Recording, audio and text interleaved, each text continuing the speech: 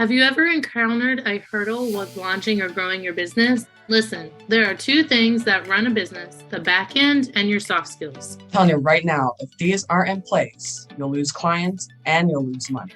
Don't want that? Well, you're in the right place. Hey, I'm Dana. Hey, I'm Sarah. We're your hosts who are going to tell you how it is, give you tips and tricks, and even occasionally bring on a guest that care about supporting you grow your business organically and nurture authentic relationships. Are you ready? Welcome back to the Entrepreneur Encounter podcast, everybody. We're excited to have you back. Guess what? We're trying something new with this episode and future episodes where we're going to have the audience participate, and we're nervous and excited to see kind of where things go. Questions were popped in. If they couldn't make it to this recording, they put them in the comments. So you're probably going to see a lot of laughter. You're probably going to see a lot of who knows. And we'll just see what happens. Today's episode is going to be on the importance of problem solving and understanding why it's a critical skill. Anything that we talk about on this podcast, we want to make sure that you guys know that they're all transferable and trainable. These are not things where you are supposed to listen and feel like, oh, I can never learn to do that. When in fact you can. Even problem solving. Sometimes, even with my own children, I'll think, oh, we got to work on that skill set. And it's true. I mean, even I need to work on my problem solving skills from time to time, because every single day, all day, every day, we're solving problems, whether we realize it or not. It could be as simple as how to tie a shoe on a 3-year-old, all the way to my client is locked out of her system. Like more recently, I did have a client get banned from Pinterest for some reason in the middle of creating a design deck. And that is terrifying as a wedding planner and her business manager who was helping her with that. So no matter how big or small the problem is, there's always some sort of solution that can be found. And that skill set is trainable with how to think outside the box, how to look for option B, C, D, all the way through Z sometimes to figure stuff out. So before we dive into the ins and outs of problem solving, there's a story I would like to share with you guys. It's about a frustrated father and his daughter. They were out in the field. He was trying to get his work done, and all she wanted was his attention. There was a magazine, and he took a picture out of the magazine, ripped it up into tiny little pieces. The picture was of a map. And after he ripped those pieces out, he gave his daughter all the pieces and said, go back into the house and put all the pieces back together. And he thought that this was going to probably take her all day to put these pieces back together and make them match. Well, it wasn't very long. And she ended up going back outside and showing him that she was able to put all the pieces back together, tape the picture back, and gave him back the paper. And he was trying to figure out, how did you do this so quickly? The daughter says that on the back of that picture, there was a picture of a face, and she was able to put the face together. So he was baffled, how can this little kid think critically and problem solve? And basically, the moral of the story is that there's always two sides or even more sides to a problem into which you can solve that problem. I like to take it a bit further of looking at the other side. You'll be surprised at how many different approaches to tackle the problem. I did also see it's kind of the same thing where a lot of people say, oh, the grass is always greener on the other side. Well, I don't know where I saw it. I think it was in one of my minimalist groups, but it was of course the grass is greener on the other side because it's fake. So with that whole mindset of finding a solution, if someone says oh, I never have problems, or I get everything right the first time, or the Pinterest perfect business where you wake up and all your systems work perfectly and no one on your team argues and conflicts never arise and blah, blah, blah. That's not real life. I can tell you it's not authentic. It's not genuine. At some point, these things are going to bubble. It's just life. Nothing ever goes 100% the way you imagine it's going to be. If it does, it's very rare, and I applaud you. But if it feels like nothing went wrong, I feel like you just have a very strong problem-solving skill set. and are really quick on your feet to handle bumps that pop up to where you don't get overwhelmed, which means it is possible to feel that way in the long run. So for the audience that is listening and wanting to chime in, what are your thoughts? What feelings came up from the story that Sarah shared? Like you had to solve a problem in general, or you watched someone, like you could just see the train wreck happening from the sidelines and you were able to watch someone in action of handling the situation or burning with the situation and they didn't handle it so well. Like, what are your thoughts on each type of situation? And then what do you think you would have done differently for a different outcome? It is definitely interesting when you are solving problems, especially when you are working together to solve a problem, because we mentioned in previous episodes as well that everybody has different perspectives and they see things from different points of view. I like to work with other people and get their thoughts, like work with the team and see like how we can all come together collectively to solve a problem.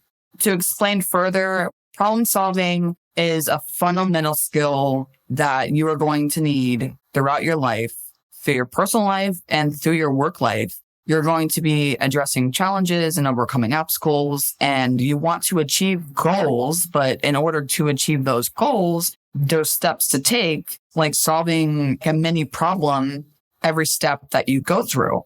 Everything revolves essentially around problem solving. Problem solving definitely encourages you to think critically and analyze the situation. I think I've mentioned this before, where you evaluate the best course of action to take. So I usually try to think critically before an event when I did events full time. But I also like to go back from we survived this and critically think about how to make better decisions to have a more positive outcome if something went wrong. I like to know, well, if something similar to this happens again, what can we do to change the outcome or the narrative in the future? Some things can't be changed in the sense of, like, I worked a wedding. It was a backyard wedding. It was a horrendous rainstorm that was not supposed to be there, but ended up like changing course, and it was awful. We did have generators, so like we knew ahead of time that there might be a little rain, but this thing knocked out the power for the whole block. So we had to use the generators as a backup.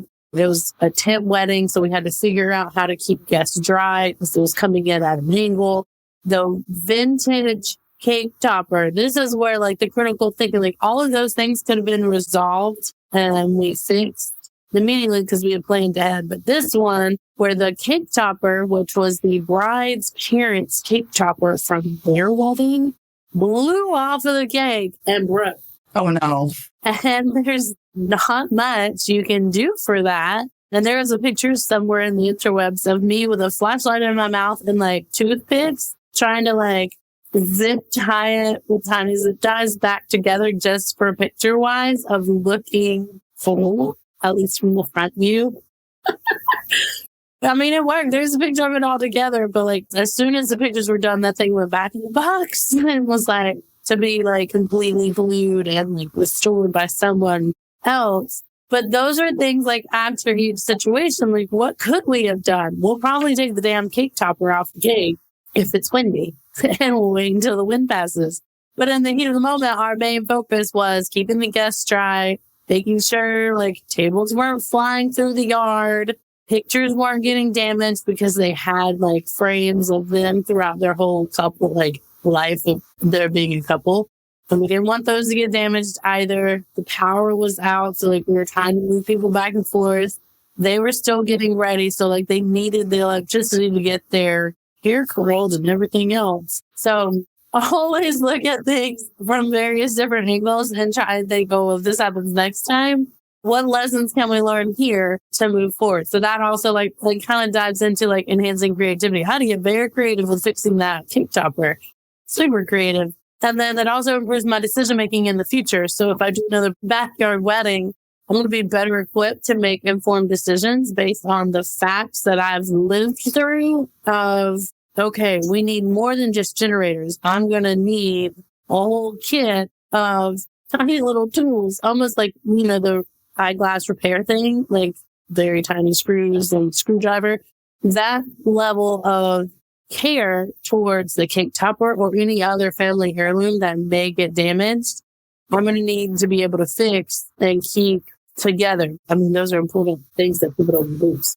Yeah, you definitely have to think on your toes when things start to happen, especially when it gets really chaotic. For example, when you're working with a client and you're trying to manage their calendar, right? And then all of a sudden everybody wants to cancel their appointments and then you got to move everybody around. So you have to be essentially quick on your toes and try to figure out like a puzzle piece, like you're solving this puzzle and making sure all the pieces fit so everything runs smoothly.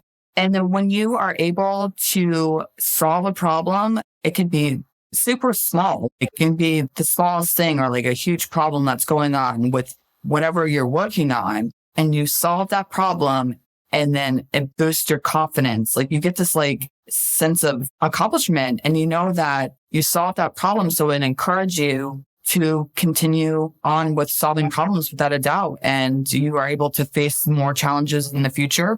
And just make sure that if you do need help when you are trying to solve a problem, know that there are people around you that can help you as well. You don't have to do it like by yourself. I think that's an important part to remember too, is when you have a team, you have people that look at things differently from different lenses, so to speak. So like what you may see as a problem, someone else on your team may not. They may even see it more as an opportunity or a good thing. So I think one of the first things to start with your team is define the problem and have everyone kind of chime in, especially if you're the one that's overwhelmed. Pull someone in to balance it off and help define the problem, identify and clearly understand the root cause of what is the issue. Gather as much information as you can to understand the full scope of the problem. And then you have someone that you can brainstorm solutions. Think of as many possible solutions as you can, including traditional ones as well as unconventional approaches, like thinking outside of the box. Maybe you want to do the pros and cons of each one and then figure out which one aligns with you best or that's most feasible. So it could be that your engagement is low on LinkedIn for whatever reason. Well, what are your solutions? Traditional, you can try and get into a different audience. You can borrow an audience. Unconventional ones would be something that they just came out with, actually. It's like an AI, more collaborative process to get published within the LinkedIn community. I'll find the links and I'll share it. But that's an unconventional approach because not many people have done it yet. So if you have this problem, you can share your solutions within an article and get feedback that way. But now it's not just your audience that is seeing you handle something and setting yourself apart as an industry leader to them, but now you're setting yourself apart as an industry leader to millions of other people. So the problem initially of not having a lot of engagement is now going to potentially be solved with borrowing someone's audience that is LinkedIn. Not just another entrepreneur platform itself, because they're going to share this with so many people. So then once you do all that, obviously analyze the solutions, evaluate each solution based on various factors. That could be time, the overall cost, and then what are the potential outcomes. You want to pick one that's practical and effective that will address the root cause, but also brings you the best result. So after all of that fun and exciting brainstorming sessions, to me, the fun part is developing an action plan. You create like a step-by-step blueprint that outlines what needs to be done to obtain that solution. Hopefully it doesn't take too long. Sometimes it can take the span of a few weeks, maybe even a month. But what takes the stress and overwhelm is assigning each step responsibility to various team members to complete the task and implement the plan. So after you have implemented the plan to resolve the issue at hand, like once you put the plan into action, and then after that, you start to evaluate the results. Like, did it work? Did the action plan that you put in place solve the problem? If not, what changes can you make to improve the solution? And when you evaluate the results, and you realize, okay, it didn't work, this is not the way that it was supposed to go, then maybe it's time to go back to your action plan or how you implement it or who worked on whatever step that you needed to put into place to get those results. And then by using problem solving skills in the workplace, it's going to help you contribute to your team. It's going to make you more productive. And overall, you're just going to have a successful team because you're able to work together to solve a problem. I definitely agree. So for more information on problem solving, make sure to stay tuned to our next episode because we're going to continue this a little bit more in depth next episode. But also, Sarah has this amazing workbook on problem solving. So take a look at our show notes, hop over to our Facebook group so that you can grab that and start elevating that skill set if this is something that you struggle with. Or you can get it and share it with someone on your team that you feel like may need a nudge and boosting this skill set as well. With our combined years of experience, we want you to encounter the best of your entrepreneurship journey, encourage personal self-education, and have weekly inspiration to elevate your business. For more information on where to find us, check out the show notes. If you have something to share or want to be a guest, DM or email us. And we can't thank you enough for being here with us. Until next time.